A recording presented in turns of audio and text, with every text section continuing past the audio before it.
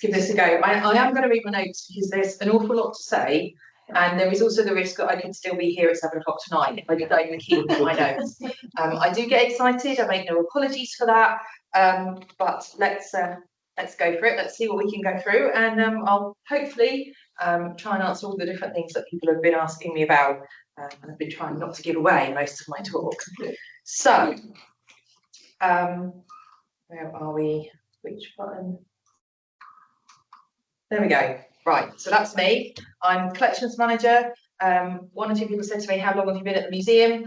I came to the museum on a 6-week contract in 2001. So I'm doing okay.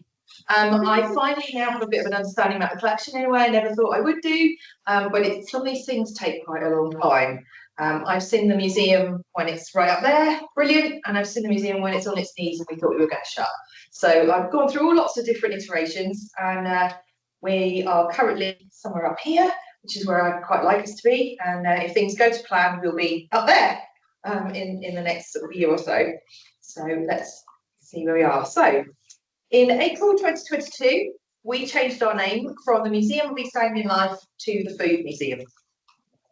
The roots of the museum lie in the 1950s. In 1951, the Festival of Britain encouraged people to create celebratory historical exhibitions in their villages.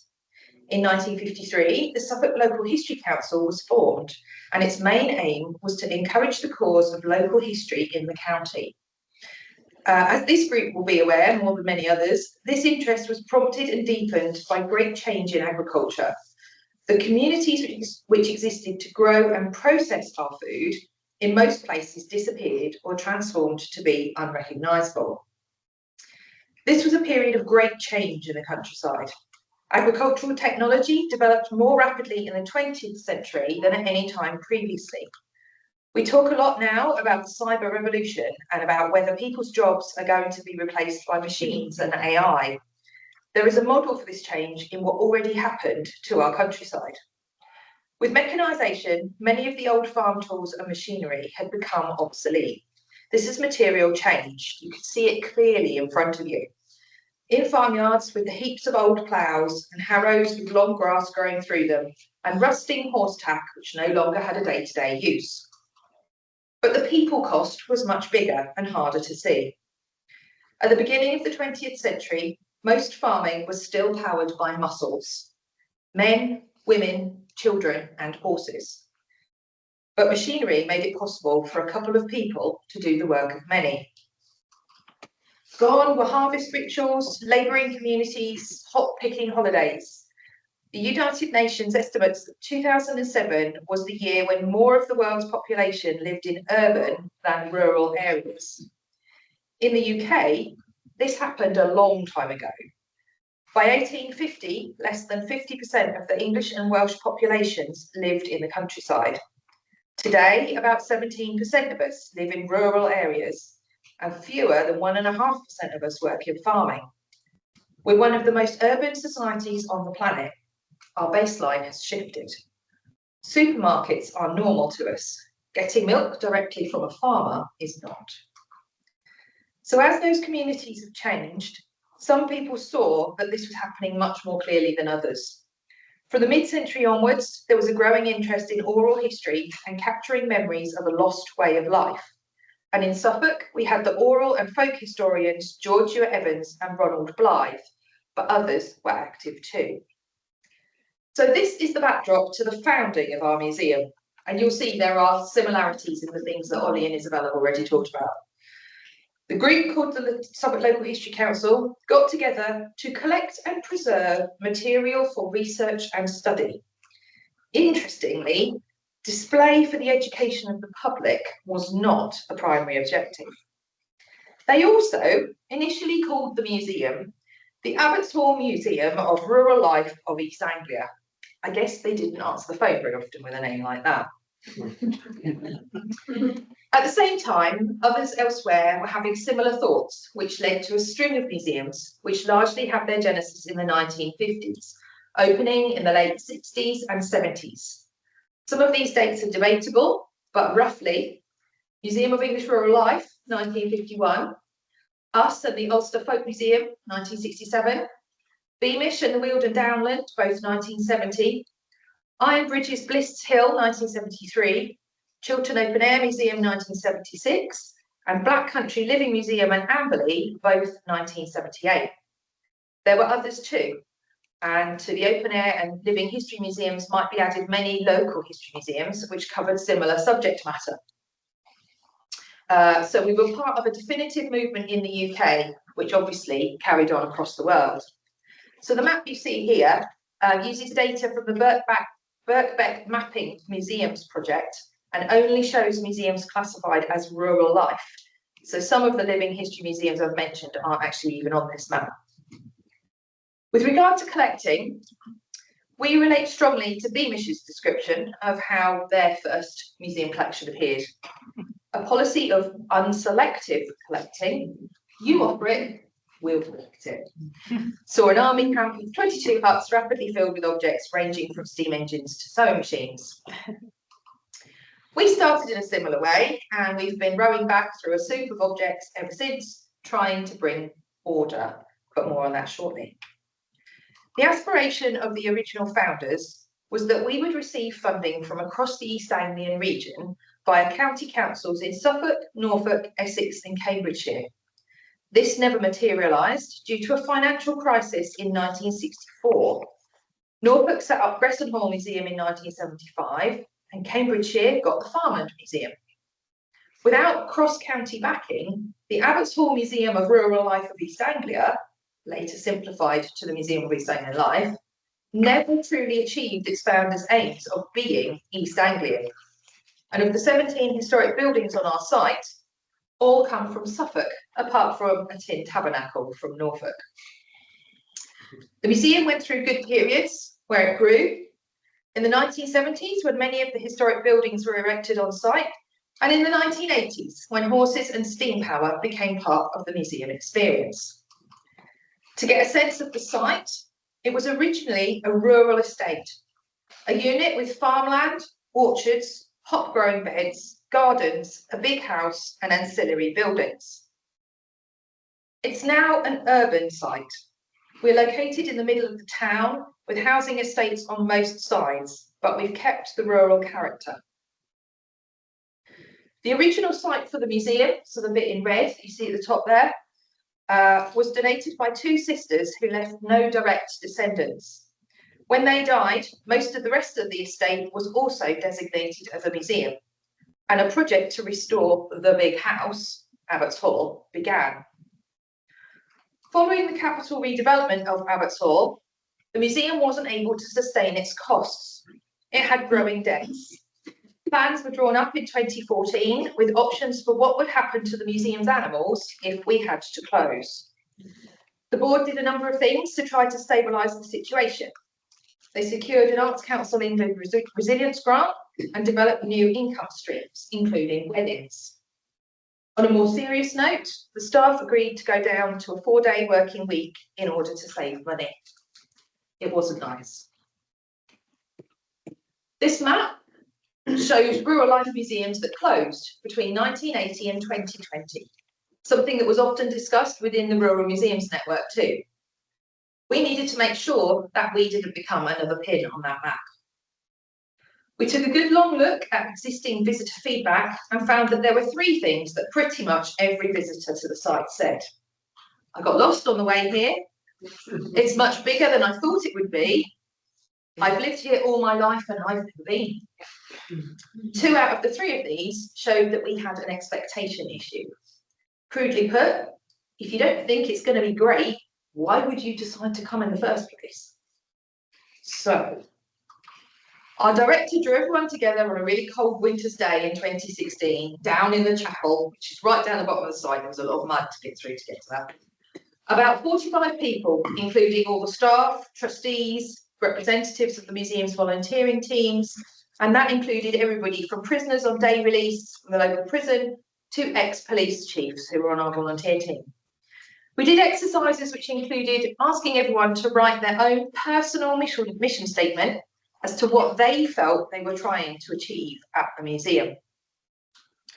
We also did a simple but effective exercise where everyone had 6 cards, 2 blue, 2 yellow, 2 pink, Everyone had to write down 6 ideas, 6 things they'd like to change at the museum. 2 short term, 2 medium term, and 2 long term. Then in pairs, they got their 12 down to 6, then in 4s, and then in 8s.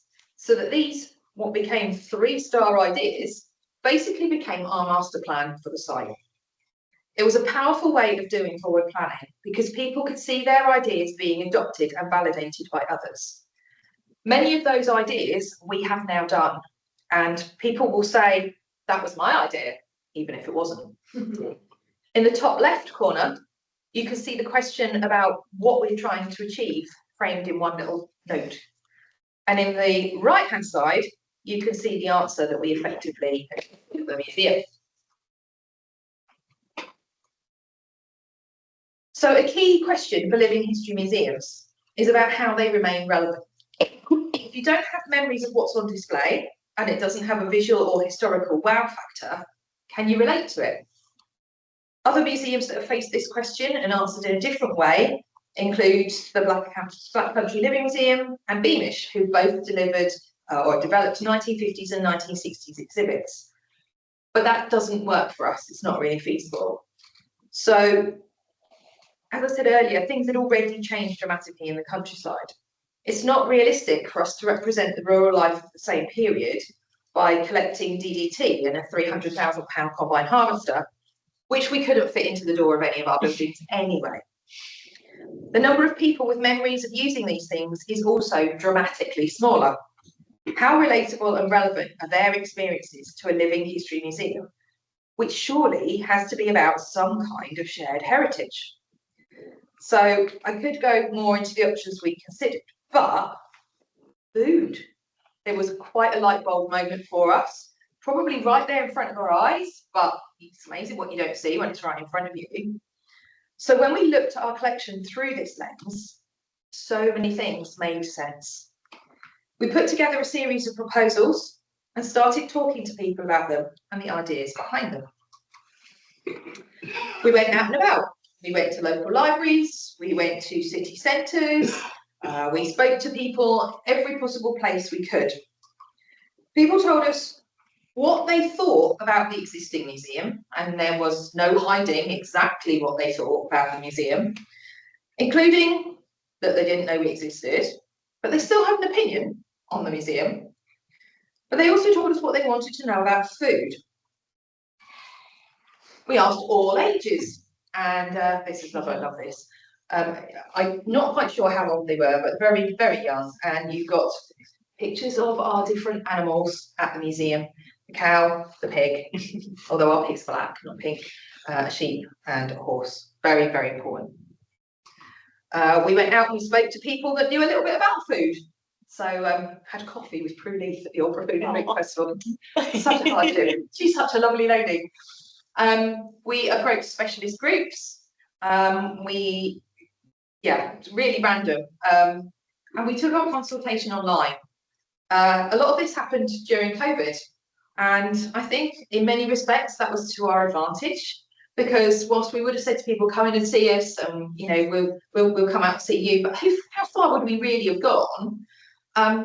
This meant we could reach people anywhere. We were talking to people all over the country and all over the world. So it was quite exciting. We compiled everything that we were told and we worked to bring it together into our formal master plan. We then started to tell people about our plans. This is where it gets fun. Not everyone thought that this was the right decision. And we received quite a lot of negative comments and publicity about the changes that we were proposing. Social media was the one that was probably the biggest challenge and included direct attacks through people's personal staff accounts. Via a Save the Museum Every Staying in Life Facebook group, which still exists today. And there were letters in the local paper. Even the Museum's Journal happened to publish something where they didn't really quite think about the title, but it didn't really help us. But ultimately, even though that felt like the whole world was against us, only 3 people attended a town council meeting to object to the name change, and we received less than 30 letters about it directly. At the time, it felt a lot bigger than that. Alongside all of that, we became the subject of a BBC Radio 4 programme. It put our newly restored watermill at the heart of the story, as we were working towards milling our own flour on site to use in workshops and demonstrations. Feedback from this programme was overwhelmingly positive and encouraging, and a lot of people came to visit to see what it was all about. So that negative publicity brought people in. As long as we were bringing people in, that was what was most important at that moment. So what kind of museum did and do we ultimately want to be? Well, not one which is aimed at a comprehensive approach to collecting. We're well beyond the era in which it seems reasonable to try a Noah's Ark approach and end up with at least one and preferably two of everything. Our plans are focused on how to take what we already had and interpret it differently, to tell different stories with it. Now we have three clear themes as part of our visitor experience: grow, make and eat. Since 2018, we've done a lot of work on repairs and improving the estate. With the support of funders, we've been able to restore exhibits. So this is our wind pump. It was used to drain water from marshy land at Minsmere, which you might have seen on Spring Watch and various programmes on the telly. And it enabled that land to be used for growing food and rearing farm animals. We'd never talked about it like that before. It was just a big building that was, you couldn't go in it. It was used as a pump, and that was as far as we went. But actually, that pump was useful in creating food. Who knew? We then looked at our watermill. This we had gained the money to repair a week before we went into COVID. It was going to be a fully volunteer-run project, going to take a year to do, at a cost of £99,200. 2.5 years later, barely any volunteers involved, lots of contractors, and at a sum of more than double that, we now have a fully working watermill. We've been able to upgrade it, and we have also put a motor on one of our sets of millstones, so that whether we've got enough water or not, because being out of action for so long, we're not certain if there was enough water, we can actually mill, and we can mill any time of the day or night if we so choose, and we are selling that flour in our shop, and it's very popular. We've reinterpreted a lot of what we already had. So a couple of examples. One of the untrue criticisms that was levelled at us was that we were going to get rid of the collection. Are we going to do rationalisation? Yes, we were already looking at it and we were already working towards it. It's good museum practice, we should all be looking at it. But we were going to do this regardless of the change of direction. Sadly, people now make the link that it's because of it when it isn't.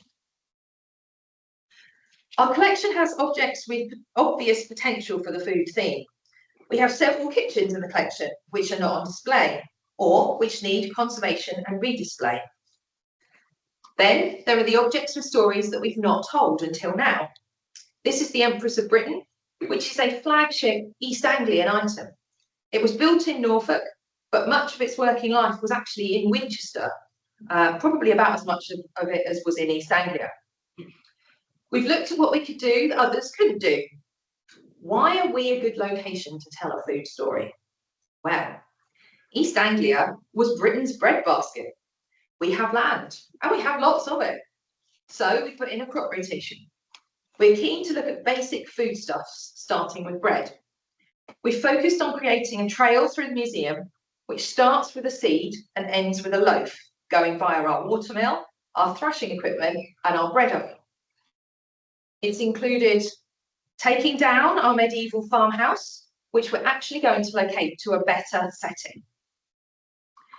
We've planted an orchard of over 70 trees, from apples, pears, plums and greengages, to mulberry, quince, cobnut and walnut.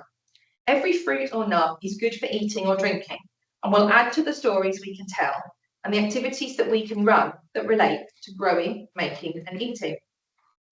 While the trees have become big enough to bear fruit, we've grown a partnership with the Suffolk Traditional Orchards Group, and one of their members gives us access to some of his leftover apples at the right time each year. This has enabled us to develop and grow our annual Apple Week, which sees visitors work alongside us to press and bottle juice to use for events and sell in our shop. Last year, in 9 days, we made 850 bottles of single variety juice, which means you can see how the varieties taste differently. You don't tend to get that in supermarket apple juice.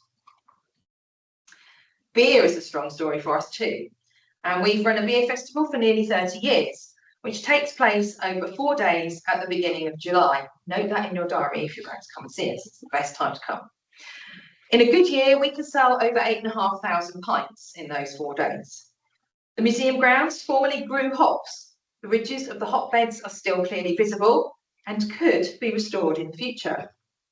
We also have our own beer, a nettle and elderflower saison, developed with local brewers Humberdusi, and which has become, incidentally, one of their top-selling brews. We've refurbished the Bone Building, the William Bone Building, not a building full of bones, which is what I've been asked since we became the Food Museum. William Bone was actually one of the managing directors of Ransoms, and previously this building had been a display with lots of Ransoms equipment in it, including just a few of the 35 lawnmowers. So that's now our changing exhibition gallery. The changing exhibitions range in subject matter, but all fit within the themes of grow, make and eat. So one of the first we did was Hedgerow, and that involved a collaboration with artists, chefs, food writers, foragers and farmers. We explored the intersection between nature and culture by looking at a man-made environment which mimics a woodland edge. We included objects from our own collection, words of rural historians, commissioned artworks of photography, as well as borrowing items from other museums.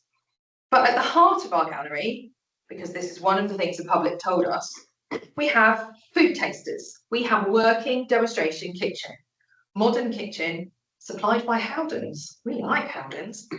And it's operated every day by our learning team. And there is a taster of something, or maybe several somethings, but they all relate to stories that we tell in that exhibition. With the Hedgerow exhibition, we also took it out into our landscape, and we began to lay some hedgerow as a living exhibit, clearly demonstrating the grow element. We've since carried on in a much longer run, practicing the skills learned by our team and by people who paid to come on workshops with us, who we have since roped in to come and do a bit of volunteering. So programmes to run alongside activities, that's also been mentioned. So here you see Thrills and Grills.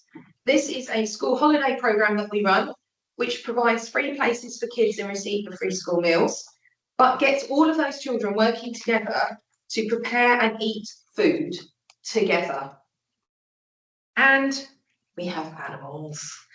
We're very careful to explain to our visitors why we have them. They are certainly not pets, although everyone does love to help with the lamb feeding that happens as part of our Easter activities. And those lambs were let out into a pen yesterday for the first time, and they got very excited, hopping and jumping, and there's a nice little film that came through our staff WhatsApp group. I expect it'll end up on the museum's page at some point. We also have community allotments, just throw that one in. That's right down the bottom of the site. I don't often get down there, but there's 50 community allotments.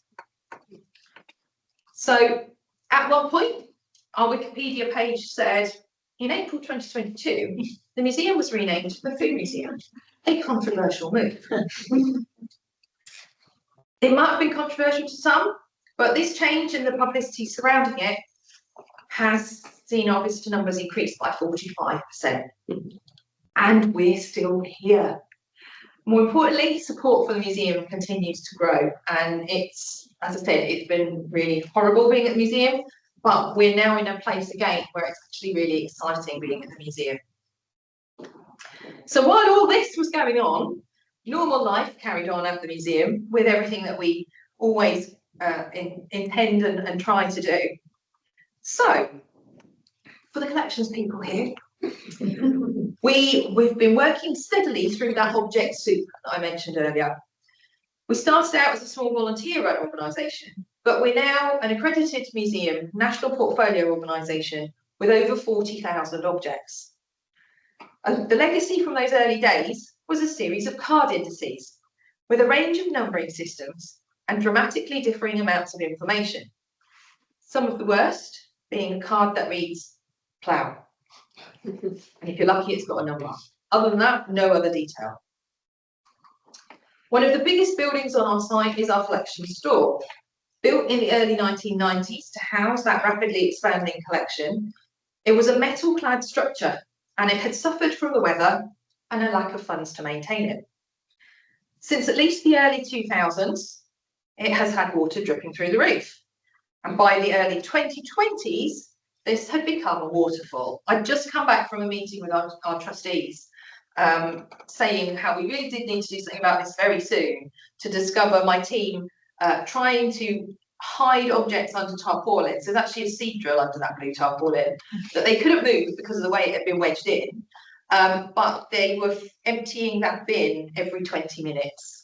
And there was another 6 or 7 of these around the museum, but that one on that day was particularly bad.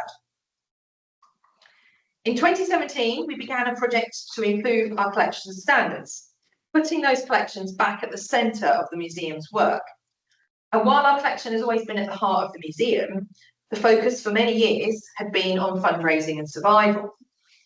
Support from the Esme Fairbairn Collections Fund, the Headley Trust and Share Museums East Development Programme enabled us to prioritise the digitisation of our card catalogue and photograph every object in the collection so that we could make them accessible online and to users across the world. This approach is now embedded in the museum's ongoing collections management.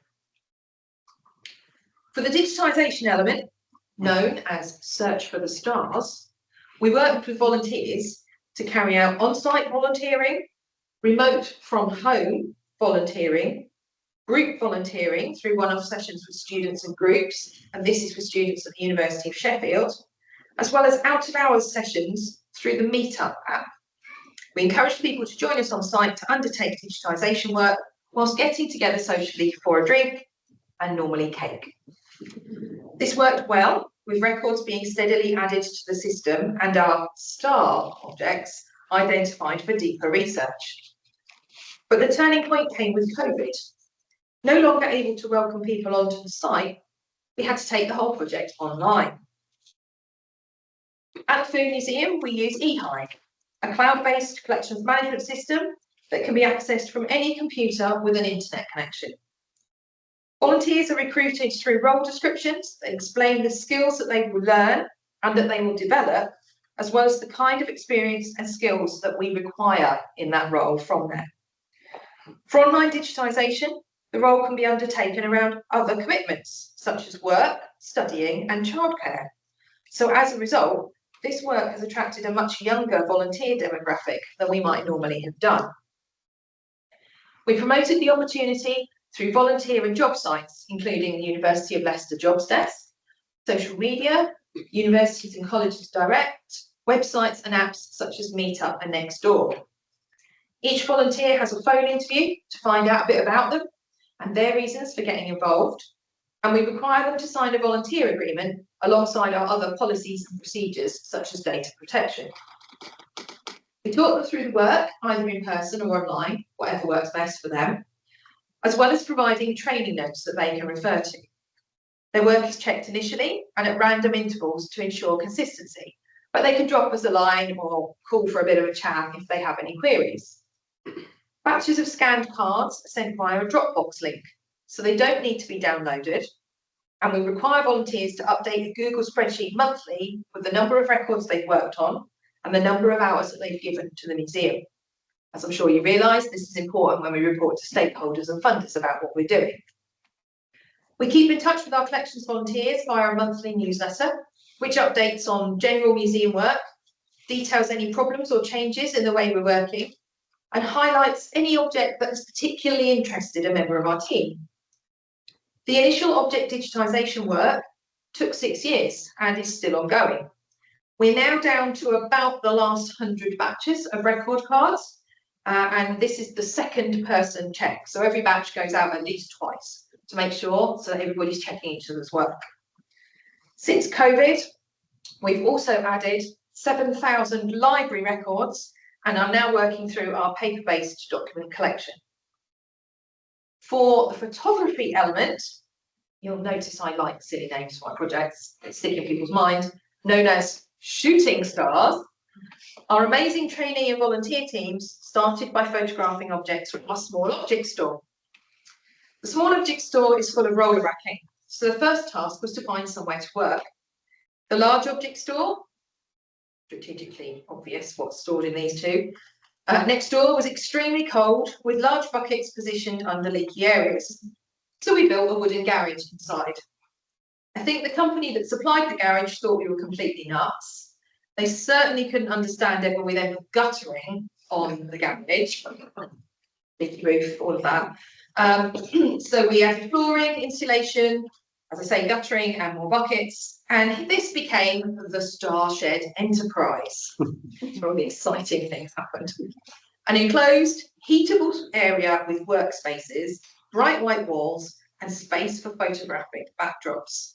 And the volunteers that worked in there very much adopted this space as their own. It worked really well, and it was a key part of being able to process our collection until COVID came along. So these things sort of interrelate and go backwards and forwards a bit. And all of a sudden, access to our site was either impossible or limited. So the photography work went on hold while we focused on the online digitisation work. By the time the world was back to some sort of normality and the environment in the store had deteriorated even further, we learned of our success in achieving MEND funding from Arts Council England. Nice one. Amongst other things, so that's the large object store. Amongst other things, the funding is enabling us to re-roof and insulate the walls of the large store. But that meant we needed to empty it. What you see there is most of it, but there was an awful lot more behind me as I stood on this very high ladder. So we then had to move our focus again. We stopped doing photographs in the small object store and we went on to photograph anything bigger than a chair, which also included moving out everything that was in here. We painted the wall of a nearby building to use as our new backdrop because all of a sudden nothing we had was going to be big enough. And we spent 18 months moving, location recording, photographing over 7,000 objects out of that store. We moved the last object at the end of January, and the builders are on site as we speak. The only remaining element of the space that you see there at the moment is the uprights and the cross pieces. So that right-hand picture is an awful lot of fresh air nowadays. Well, not for long. As our digitisation and photography work progressed, we discovered an increasing number of objects in poor condition with little or no provenance or duplicates. This led us in 2023 to turn our focus towards a collections audit. We needed to review what might not be sustainable or sensible for us to keep when balancing the needs of our existing and future collecting against the resources available to us. So we used industry guidance from the Museums Association, Arts Council England and the Collections Trust. We spoke to other museums carrying out this type of work and reviewed our in-house policies and procedures in order to inform our approach. Knowing we had a decant deadline and that in time we would need to consider how the objects were going to be organised in the newly refurbished store, we chose initially to focus the review on those objects larger than a chair. Priority areas for reviewing the collection included badly damaged or deteriorated, those with little or no provenance, duplicates, although defining what that actually means can be a challenge on its own, replica, prop or learning items which should never have been accessioned, anything posing a health or safety risk, objects requiring more care than the museum can provide, or anything unlikely to have future potential for display or research. We created a decision tree which we assess every object against. If any answer was not clear, and many answers weren't, we either erred on the side of caution or used it as an opportunity to question that object further by seeking advice from other institutions, individuals, and the public where appropriate. So far, we've run 6 collections audit consultation sessions with 23 people from across the wider volunteer team, museum members, and people from local community groups. Everything is recorded in our audit spreadsheet, and if an object is classified as considered for disposal, we go on to confirm that we definitely own it. But strangely enough, there's quite a few things we didn't own. Great, can return those straight away. So many of those objects have been returned, but others were added to that disposal list. The museum's Board of Trustees has been supportive of the process, and they understand the potential impacts of all the decisions that we are working our way through.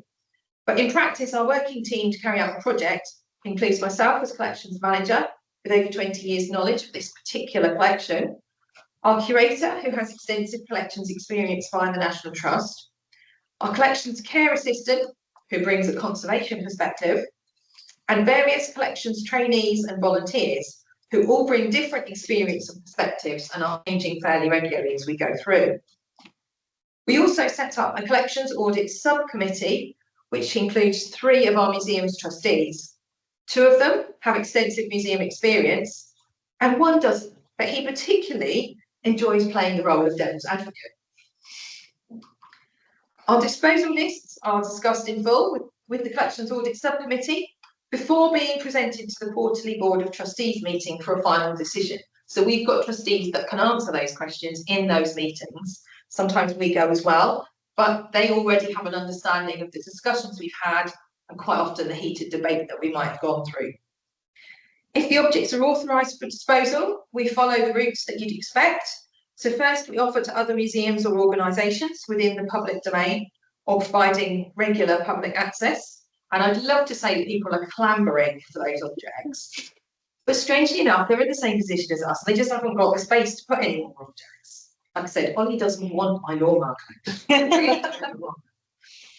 So then we go on and we advertise those objects for at least 2 months on the MA's Find an Object webpage, as well as through other museum networks. When condition has been an issue, we have destroyed objects. Very sorry about that. We had a root cutter, as an example, which had already collapsed and was in multiple pieces, and it was due to woodworm. And I'm actually surprised that you couldn't see the woodworm moving about. It was really, really bad. It was definitely still active, and that's now gone to the big graveyard in the sky. So far, we have identified 35 objects and taken them through our rationalisation process. At least 5 of those objects were direct outcomes from the collections audit consultation sessions with the public. And as a result of those sessions, a further 40 to 50 objects have also been highlighted for consideration. 10 objects have been transferred to other accredited museums, 3 have been destroyed due to their poor condition, and 8 long-term loans have been returned to lenders. This includes the horse-drawn hearse that you see here, that had been long forgotten in its village, but is now being celebrated within the local community, who have discovered that there is a building in the grounds of the parish church, which is a hearse house. It's not just a place to store all the equipment that they need to look after the grounds. So they've cleared that out, they've done it all up, they've moved the hearse into it, and now they're rolling it out when they have special open days because their museum is in a guild hall, they can't get it in. So they bring it out, they stand it outside, they get all excited about it. They're even talking about whether they might be able to use it for other activities within the village. It's very exciting.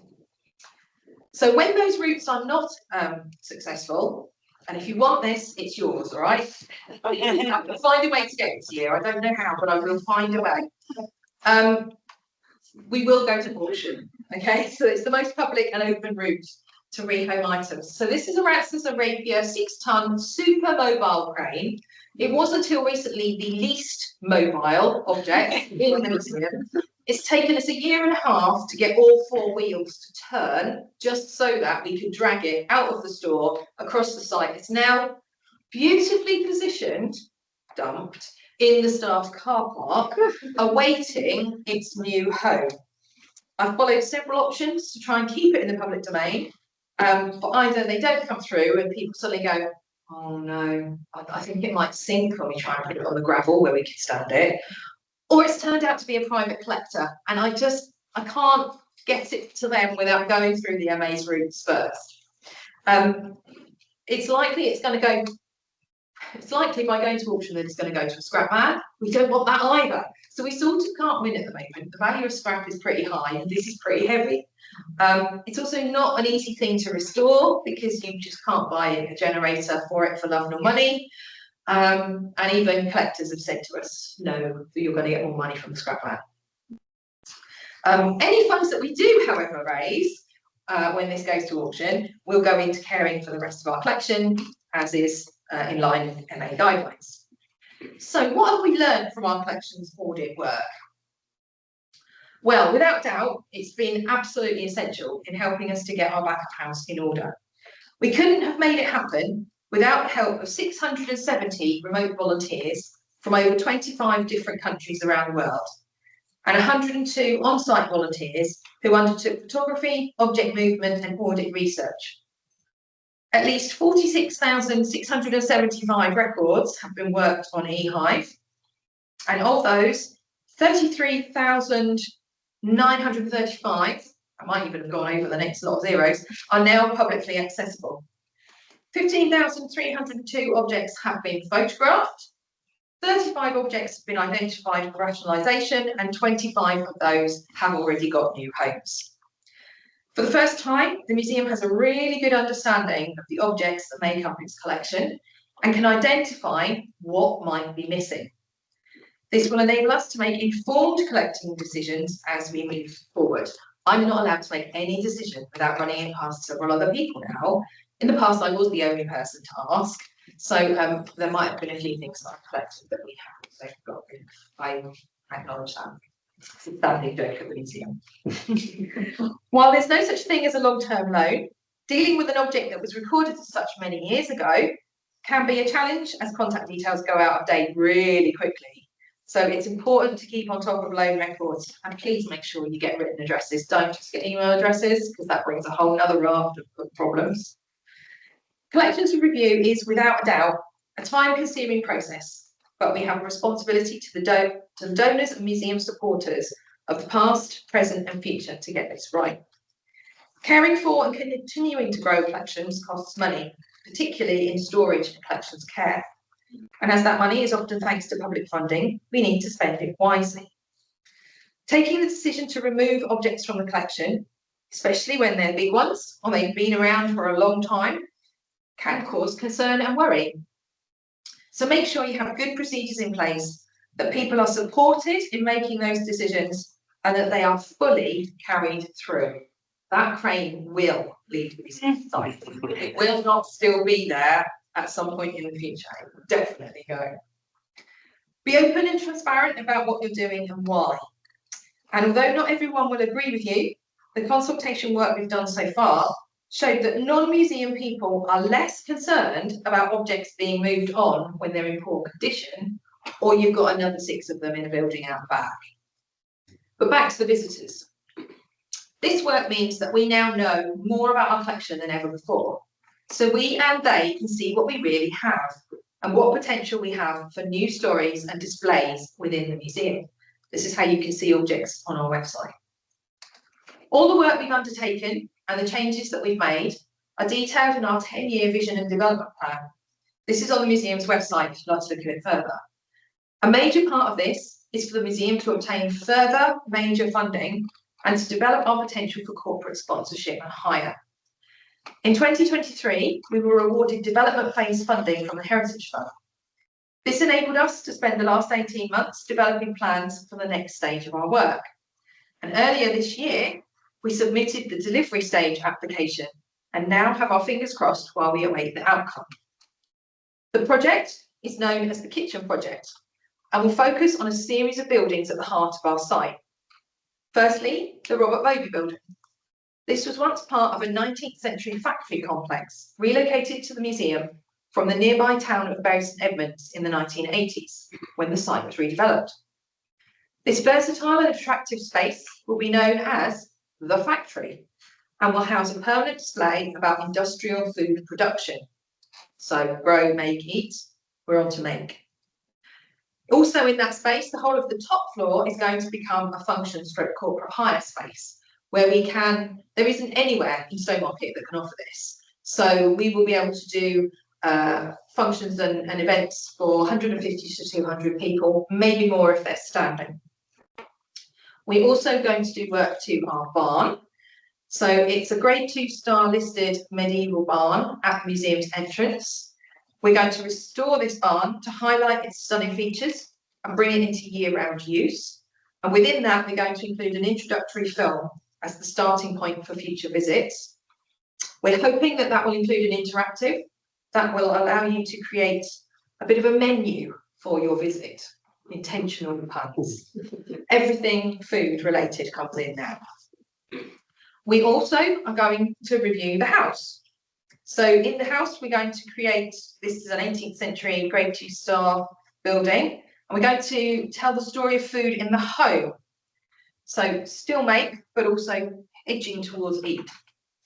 We're going to talk about how we learn to cook and how food reflects and shapes identity and culture. And between all of these buildings, we need a lot of paths and some more toilets. And these may seem like very unexciting, but they're most expensive. So we have to wrap them up around all the other things that we're going to be doing. Toilets in particular has become a challenge lately. Alongside that, we've got a programme of activities, as Isabel mentioned, the lottery like to know about your activity programme that's going to accompany all this.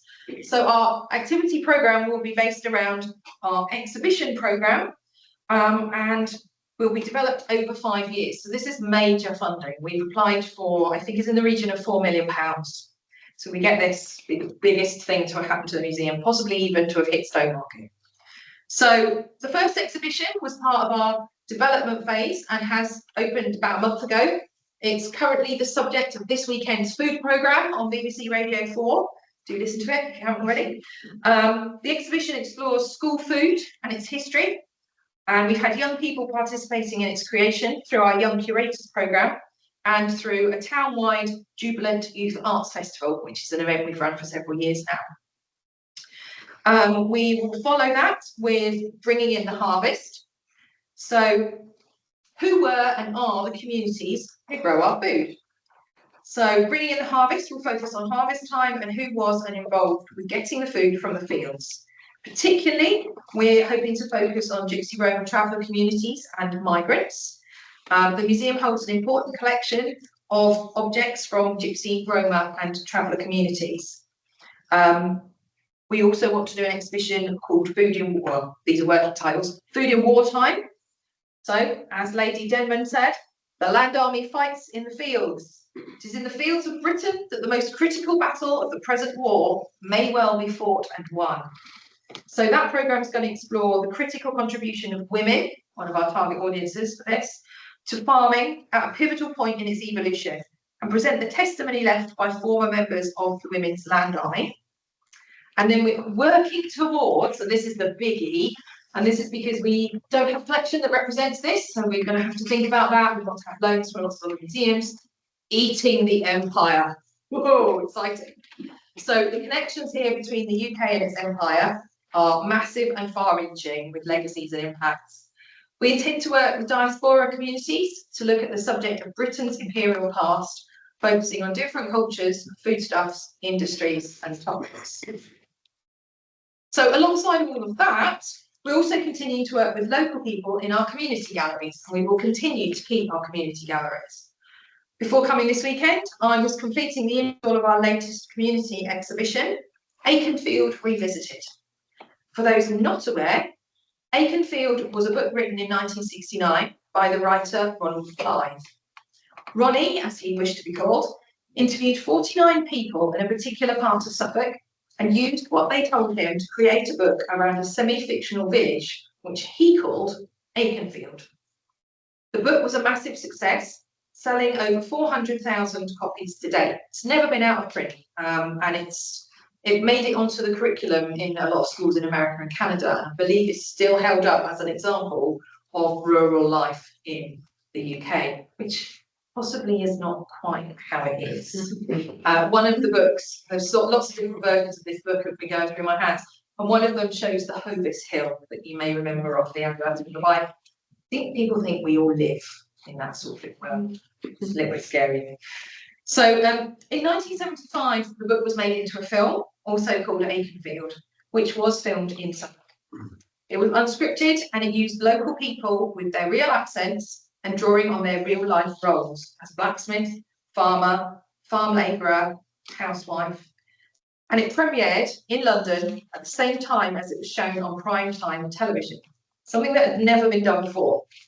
It was viewed by over 14 million people, which at the time was a quarter of the population.